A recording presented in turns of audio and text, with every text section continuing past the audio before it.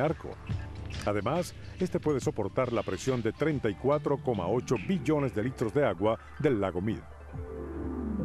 Debido a que la presión del agua se mide a partir de la profundidad, es la presión hidrostática que viene de la profundidad del agua la que debe soportar la represa. Es por ello que un lago, que es de solo 3 metros de ancho, proporciona la misma fuerza de uno que tenga 100 kilómetros de ancho. El hecho de que los diseños de las represas sean cada vez más temerarios y de que se ha confiado más en la fortaleza de los arcos ha permitido que las represas sean más delgadas y refinadas. Un ejemplo de esta estructura se encuentra cerca de la represa Hoover. Glen Canyon es un hermoso arco. No se puede negar que es una hermosa y magnífica maravilla de la ingeniería. Es más que una estructura delgada, es más que un verdadero arco. Con un delgado bloque de concreto de más de 215 metros de altura y con 475 metros de largo en la parte superior, la represa depende de la forma y las características del arco para resistir la fuerza del agua. Además, para lograr esto utiliza un mínimo de material. Tiene 7 metros de ancho en la parte superior y aproximadamente 91 metros de grosor en su base. A pesar de su relativa masa limitada, es una represa extremadamente resistente. La idea de un domo en forma de arco es mantener todo en compresión y minimizar la curvatura que existe en los arcos. Y si la represa puede evitar la tensión, el enemigo de todo arco, y mantenerse en compresión, esta podría durar cientos y quizás miles de años. Las represas son claros ejemplos de la fuerza del arco. Pero los túneles, aunque no tan obvios, son más conocidos por todos nosotros. Estos últimos usan la fuerza del arco bajo tierra. Otro ejemplo de la acción del arco en donde las fuerzas son usadas en compresión es el túnel. Muchos de nosotros manejamos a través de túneles diariamente. Seguro alguna vez se preguntaron a dónde va todo el peso que está sobre los túneles.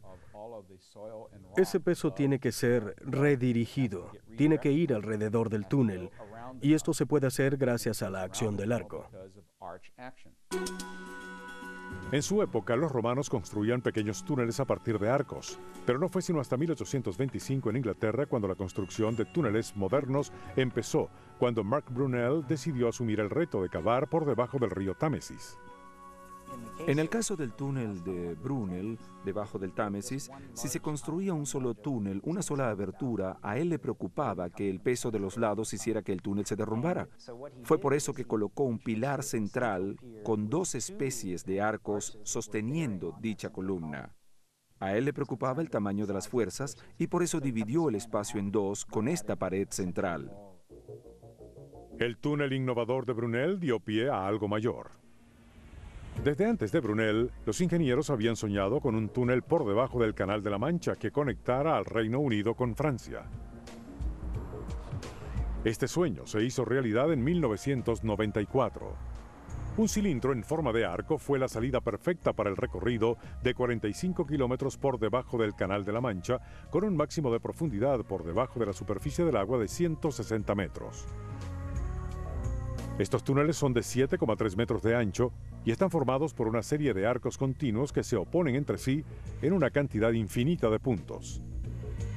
En esta nueva aplicación del arco, los tubos triples están forrados con una combinación de aros de concreto y hierro de hasta 58 centímetros de espesor.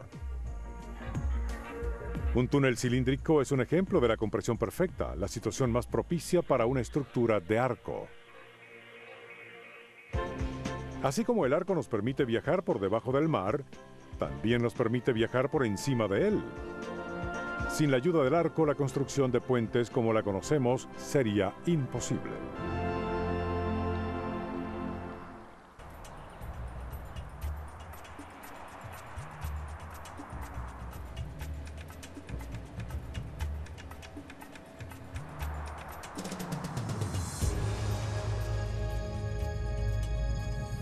Mientras más grande sea el valle, más largo será el puente. Las estructuras con arcos son a menudo la mejor solución para la vieja pregunta: ¿cómo cruzamos hacia el otro lado?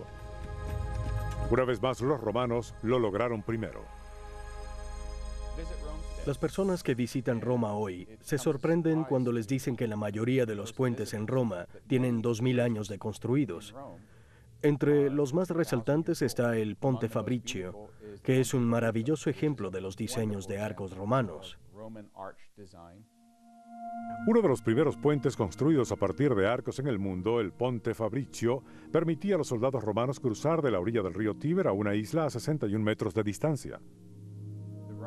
Los romanos, que fueron excelentes ingenieros e innovadores, descubrieron en principio por accidente y luego a través de experimentos continuos que el arco se podía usar de muchas maneras. En el Ponte Fabricio, los romanos usaron por primera vez el arco en un puente. Hasta nuestra época ha seguido sirviéndole a los peatones. Después de construido el Ponte Fabricio, los ingenieros han construido decenas de miles de puentes con soporte de arco alrededor del mundo. En el siglo XVIII, los materiales como el hierro fueron parte de las posibilidades en la construcción de puentes. El puente Coalbrookdale de Inglaterra es un ejemplo de una estructura de hierro forjado. Fue terminado en 1779 después de solo 3 meses de ensamblaje. Este cubre un espacio de 30 metros y fue el primer puente hecho solamente de arcos de hierro. Esta hermosa estructura nació durante la Revolución Industrial y se caracterizó por ser aireado y lleno de luz, lo que llamó la atención de los diseñadores en todo el mundo. En 1880, Gustave Eiffel, más tarde famoso por su torre, empezó a construir uno de los primeros puentes con arcos de metal en Francia. Gustave Eiffel era un ingeniero especialista en puentes y construyó lo que quizás es el puente más elegante alguna vez construido, el viaducto Garabí en el centro de Francia. Era un trayecto largo y tenía que ser muy estable en todo el trayecto. Para ello, Eiffel tuvo que colocar un arco en forma de media luna. Pero luego Eiffel ensanchó la base del arco de la misma manera que ensanchó las bases de su torre 20 años después, para así reducir la presión y hacer que soportara la presión lateral del viento. Terminado en 1884, el viaducto tiene una extensión de 564 metros y está a 122 metros sobre el río. Esta construcción inspiró a muchos constructores de puentes a darle un toque artístico a sus trabajos. El arco ha conseguido ganarse un puesto hasta en los puentes más largos del mundo. El puente suspendido Golden Gate en San Francisco es un ejemplo clásico. La construcción del Golden Gate marcó una pauta en la ingeniería civil. Se terminó con menos contratiempos que cualquier otra construcción de este tipo y va a lo largo de una de las corrientes de agua más traicioneras del mundo. Para la época en que se terminó, el uso del arco invertido como un elemento en suspensión ya estaba establecido. Un puente suspendido es exactamente lo opuesto a un puente hecho a partir de arcos. Si recordamos la cadena colgando, el peso en un puente suspendido está colgando hacia abajo. El peso de la vía del puente está sujetado por un cable o a veces por unos pocos cables que tienen forma de parábola y que están en completa tensión. Si quieres transformar un puente suspendido en un puente construido a partir de arcos, debes congelar los cables, ponerlos boca arriba y ponerlos debajo de la vía del puente. La vía de un puente suspendido muy a menudo tiene una combadura en el medio. Este es un pequeño efecto del arqueo.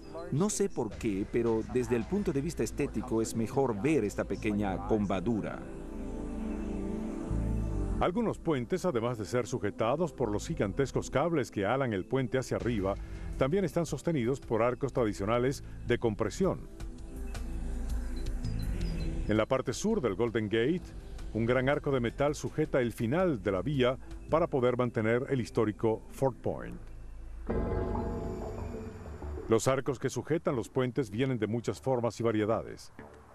Algunos, como el puente Bixby, que está en la autopista de la costa californiana,